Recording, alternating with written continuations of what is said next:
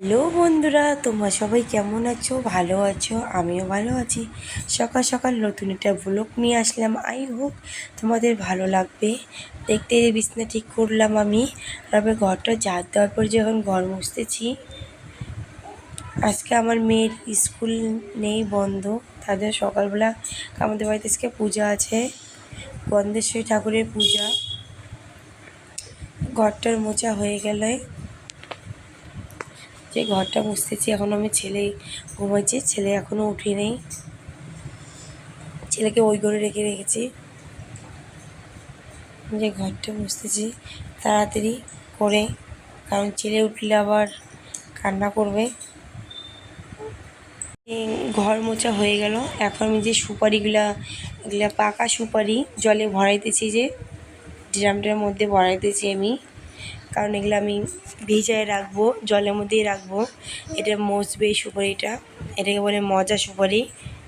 এখন আমি স্নান করে আসলাম। এই যে স্নান টান করে এখন আসলাম, যাবো আমি ঠাকুরের ঘরে। ঠাকুর ঘরে যেয়ে আমি এখন ফল কাটবো।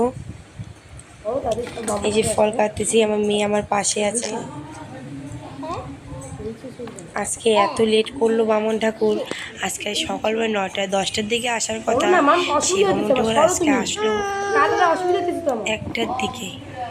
বামন ঠাকুর আসলো, দেখো তাহলে বামন ঠাকুর কতটা লেট করেছে।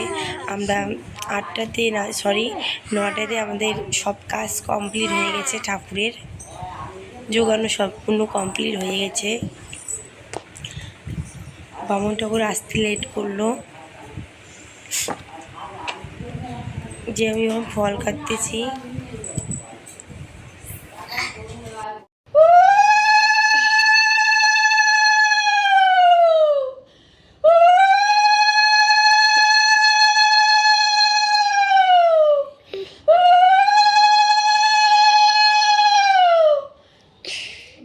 সম্পূর্ণ ফল কাটার পরে এখন আমি ঘরের পূজা করতেছি।